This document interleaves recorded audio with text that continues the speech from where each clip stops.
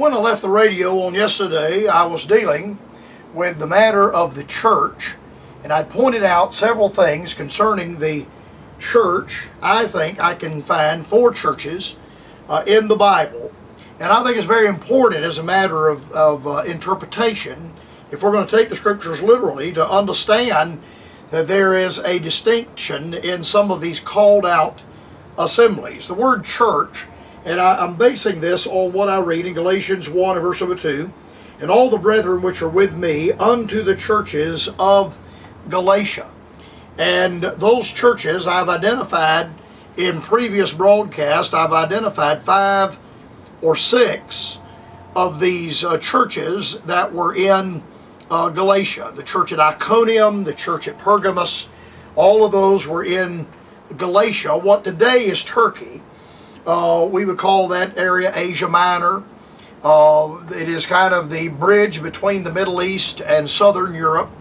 The people that were there were of Celtic ancestry, called Galatia because of the Gallic type people, white, blue-eyed, brown-haired, or blonde-haired people, as opposed to Semitic people like you would find in the Middle East, to the churches of Galatia. And dealing with the matter of the church gave me the opportunity on the program yesterday to point out that I think I can find 4 distinct called out assemblies. Ecclesia, church, ecclesia. That word ecclesia means called out assembly. And I think that I can find 4 distinct ecclesias in the scriptures. There's the church in the wilderness, so identified by Stephen in Acts 7, which is a reference to the nation of Israel called out of Egypt and assembled together, an assembly of people at Mount Sinai. Then there's no doubt in my mind there's a church in Matthew and also the early part of the book of Acts. And over the years, nearly 40 years that I've been reading the Bible and have been a Bible student, I have come to the conclusion that the church that I find in the book of Matthew and the church I find in the first 7 chapters of Acts is the same church. And that is a kingdom church, a Jewish church. And again, church, called out assembly. We have the assumption that every time I read church in the Bible, that it always of necessity must be the same church. Well, there are a number of women by the name of Mary and a number of men in the Bible by the name of Joseph and a number of men by the name of Joshua. There are at least 2 men by the name of Kish. One of them was Saul's father. The other was one of David's mighty men. It's an error to make an assumption. There are 2 Noahs in the Bible. There's the man Noah that I read about in Genesis 6, and then there's a woman later in Deuteronomy that's identified by the name of Noah. And it's obvious that Noah and Noah in Genesis 6 is not the same Noah. So sometimes these arguments become strained and convoluted in an attempt, well, there's just one church, and every time you read church in the Bible, it's always the same church. Well, the plain reading of the scriptures makes it obvious that it can't be.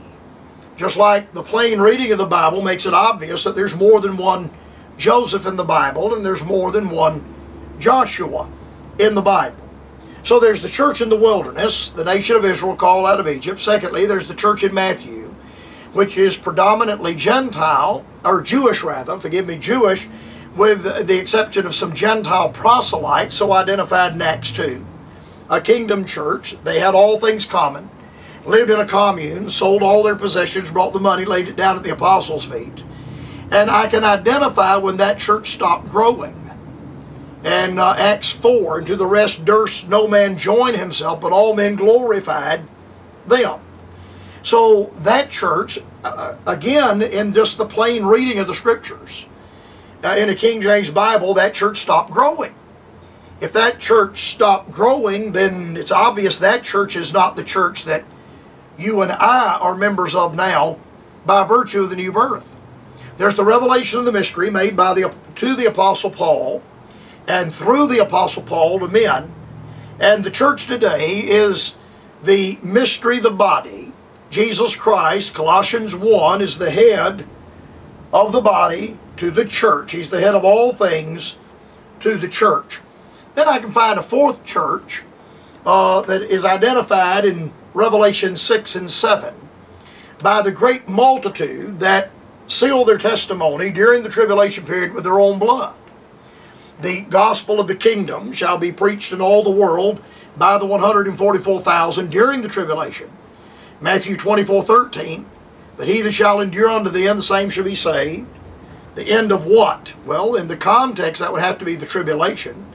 In verse 17, for then shall be great tribulation. Then the next verse, verse 14, Matthew 24:14, a lot of people can quote 24:13, that on enduring unto the end, but a third of those that can quote verse 13 can quote verse 14. And this gospel of the kingdom shall be preached in all the world for a witness unto me, then shall the end come. And again, we ask the question, the end of what? And in the context, it would have to be the end of the tribulation period. The same message preached by John the Baptist, the 12 and the 70, is going to be preached in the tribulation period by the 144,000. And in Revelation 6, the fifth seal, there's a great multitude that have sealed their testimony with their own blood. And I find this same company of people in chapter number 7, the souls under the altar, arrayed in white robes, clean and bright. And they cry out, how long, O Lord, holy and true dost thou not judge, and avenge our blood on them, on the earth? And the Lord states to them, yet a little while, till thy brethren should be killed as you were. Now, that is a called out assembly of men and women that will seal their faith, their testimony for Jesus Christ, with their own blood. And I think that those souls that we find under the altar in Revelation 6 and 7 are the congregations of the 7 churches identified in Revelation 2 and 3. I was taught as a young preacher and a Bible student in Bible school, I was taught so many years ago that the 7 churches in Revelation are indicative of 7 periods of church history. Well, not all the churches I read about in the New Testament could be indicative of periods of church history. The churches in the region of Galatia, some of those are a part of the 7 churches in Revelation, some of them are not. One of the biggest problems I had, and again, when I read a King James Bible, I believe a King James Bible is a perfect document. And I read it at face value. I read the text of the King James Bible for what it says. And I kept having difficulty because to all 7 churches in Revelation, we keep finding this phrase, to him that overcometh, to him that overcometh, to him that overcometh. And I find none of that language in the Pauline epistles. And then I read later in the Revelation, and they overcame him by the blood of the Lamb. And the context there would obviously be the nation of Israel in relation to the man of sin, the Antichrist. And they overcame him. And of course, the Antichrist is the stooge of the adversary, the devil. They overcame him by the blood of the Lamb. I don't read that language in Paul's letters. To him that overcometh. And then I continued reading, to him that overcometh will I grant to sit with me in my throne. Well, the born-again believer, Ephesians 2:6, is already seated in heavenly places in Christ Jesus. I'm not anticipating being seated with Christ in his throne, because I'm already raised up together and made to sit together in heavenly places in Christ. Then I read again, to him that overcometh will I grant to eat of the tree of life. The tree of life is not on earth today. The tree of life will be on earth during the millennial kingdom. So if this is a tribulation time period, then those enduring unto the end, Matthew 24:13, in the tribulation period, and agonizing under the difficulty, the extreme difficulty of life in the tribulation period, then to them the promise, to him that overcometh, he that shall endure unto the end, the same shall be saved. To him that overcometh will I grant to eat of the tree of life. which will be on earth during the millennial kingdom.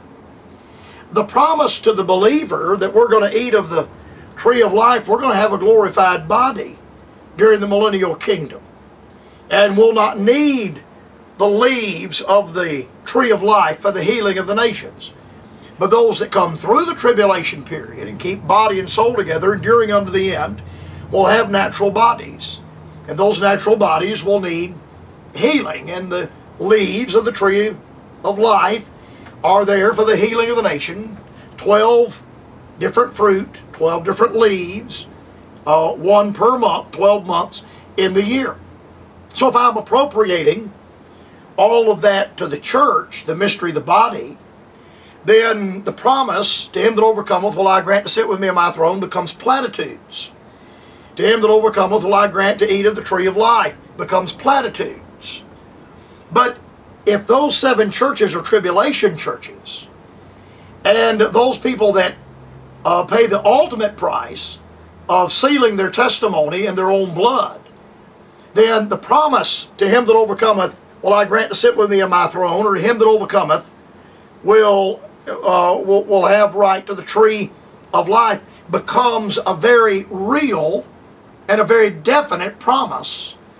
A real and definite promise that is precisely in the time period they are in, and precisely in the time period of their need.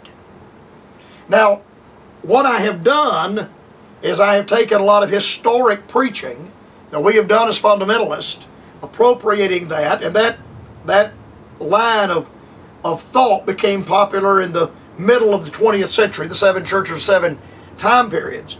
Now, I've taken that away, but I have enabled the reader to read the text of the King James Bible entirely and completely literally.